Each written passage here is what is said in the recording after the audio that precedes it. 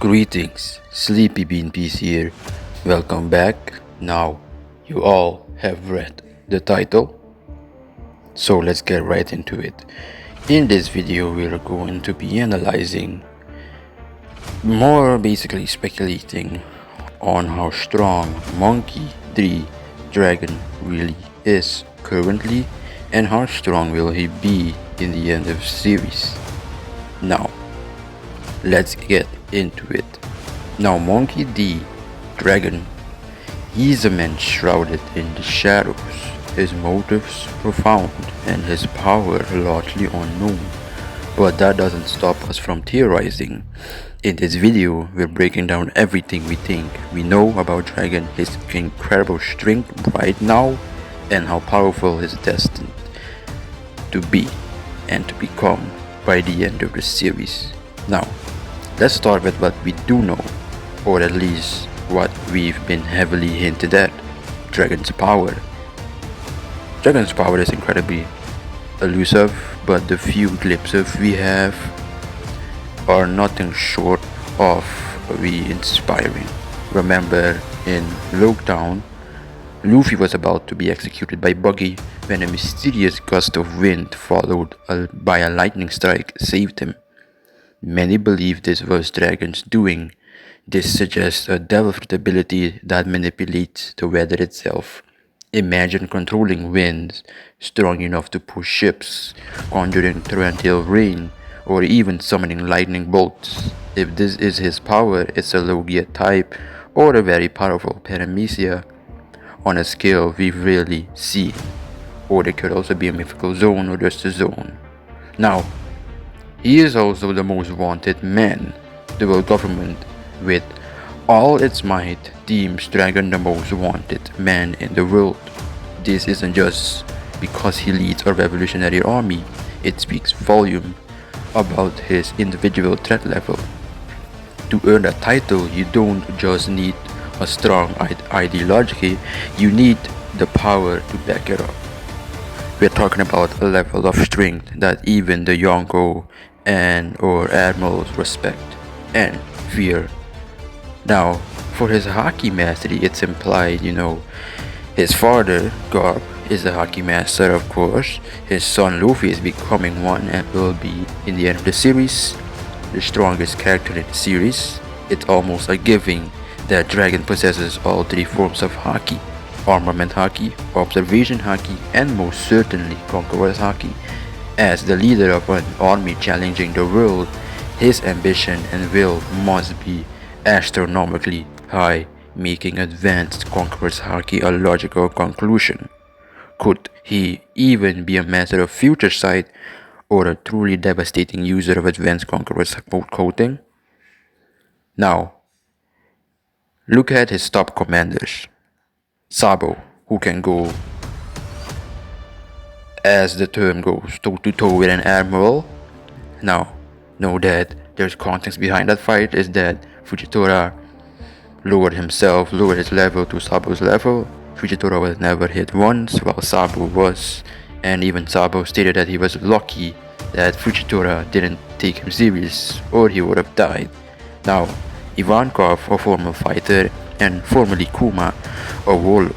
For Dragon to be their supreme commander, his strength need to be an entire different plane. Sabo is explicitly stated to be the second strongest in the army, meaning Dragon is clearly above him. Considering all of this, where does Dragon stand right now? At minimum, we're talking about in the tier of the Admirals and Yonko.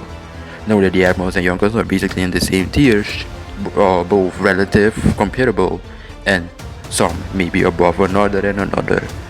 They're not separate. No, the Yonkos aren't above the Admirals, and no, the Admirals aren't above the Yonko. Both are in the same tier, with one being the strongest of both, and one being the weakest of both. Now, he commands immense respect and fear from the world government, implying he's capable of contending with the strongest forces.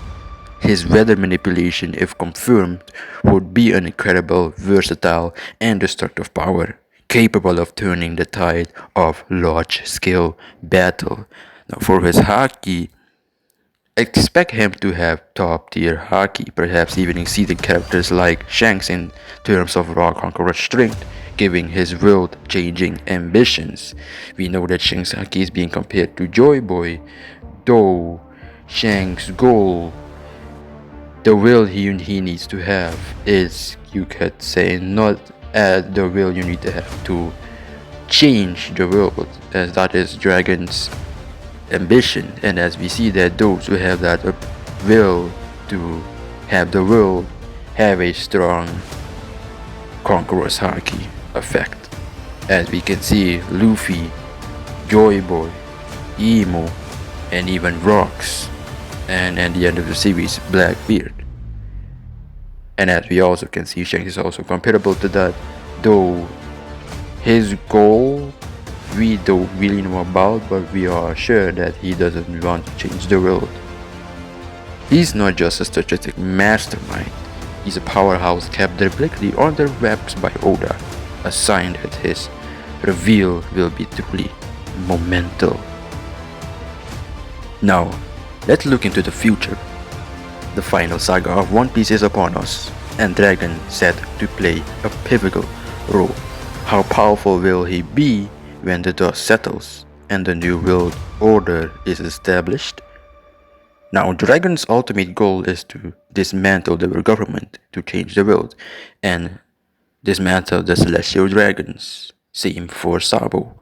This means he is destined to clash with the absolute top tiers of the world government, the Gorosei, the Holy Knight, and potentially even Emu.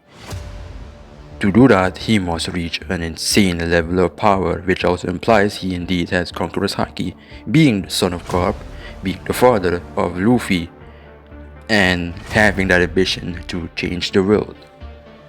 Many theories suggest his final opponent will be Saint Fingerland Galling, the supreme commander of the Holy Knights, or let's just say former.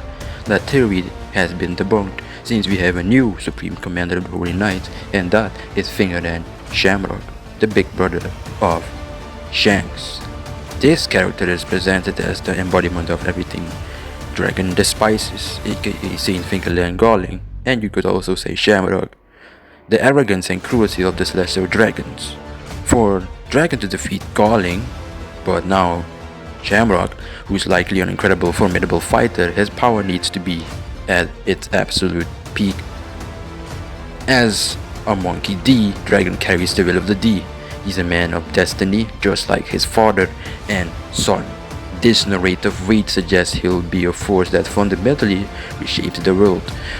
A feat that requires power on par with the legends of the past, as I mentioned earlier. If he has a Devil Fruit by the end of the series, we can expect it to be fully awakened.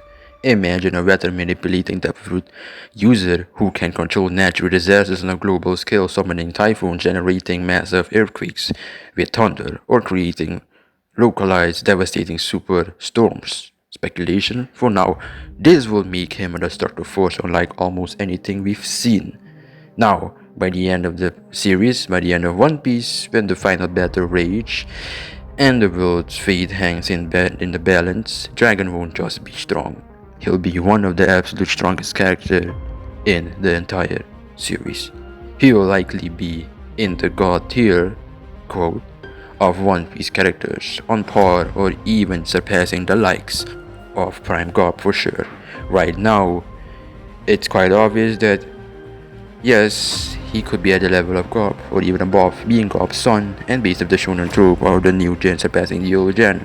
Or you could say that he only does that by the end of the series, which couldn't and doesn't make really sense, because if he were to change the world, just like how Rocks would for example, he'd have to be already stronger than Prime Garp currently, and Prime Roger, and potentially even awakened forms of Luffy and Blackbeard. He'll need to be directly challenged and dismantle the world government through power. His power won't just be about combat, it will be about facilitating the momentum change he seeks. His weather abilities could be used to directly aid the Revolutionary Army's global effort, creating strategic advantage that nobody else could.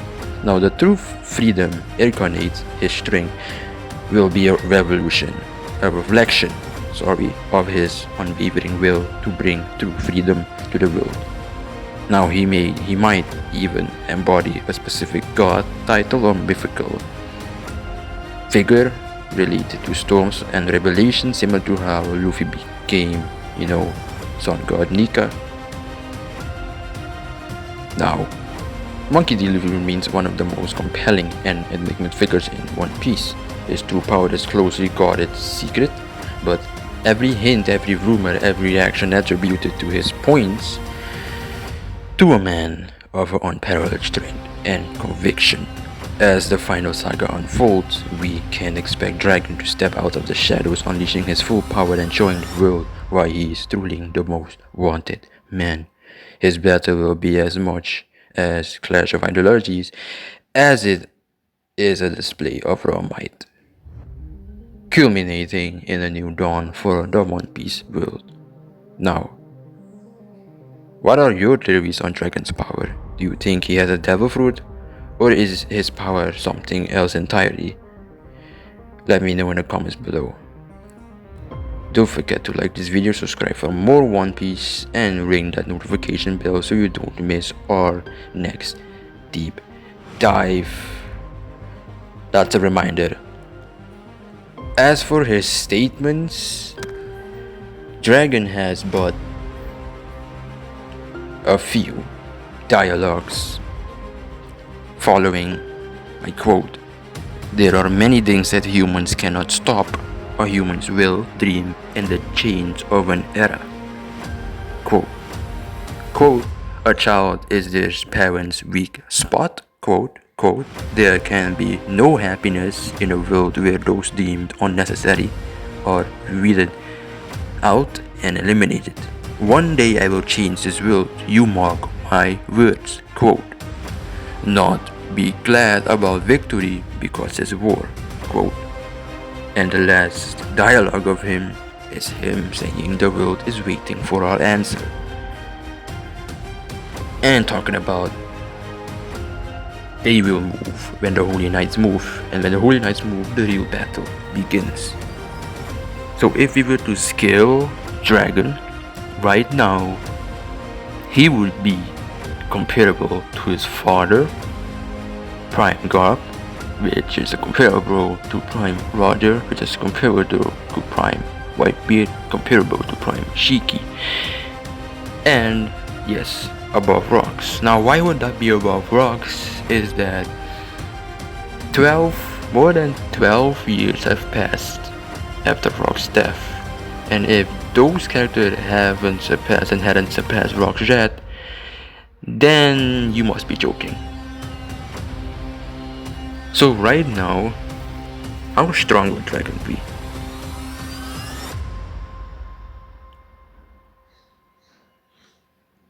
We would only have to scale him based off Sabo. Now, for Sabo, he will eventually also surpass Dragon, but for him to do that, he'd have to go through a lot of things to surpass Dragon, his mentor. Even Roger said that one day the new generation, the next generation, the current generation, will surpass them all. Dragon is part of that new generation, not more than the old generation, so it makes sense based on the shonen logic, based on the shonen trope, that he already surpassed his father by now. And in the end of series, with his will to change the world, he will be amongst those top tiers. End of series, which are Luffy, Blackbeard, Kid, Law, Kobe, Zoro. Might also say Shanks if he's still alive, and also Loki. He will be in that tier. That's how strong End of Series Dragon will be, but right now, comparable or and above Prime Garp. Thank you for watching. Peace out.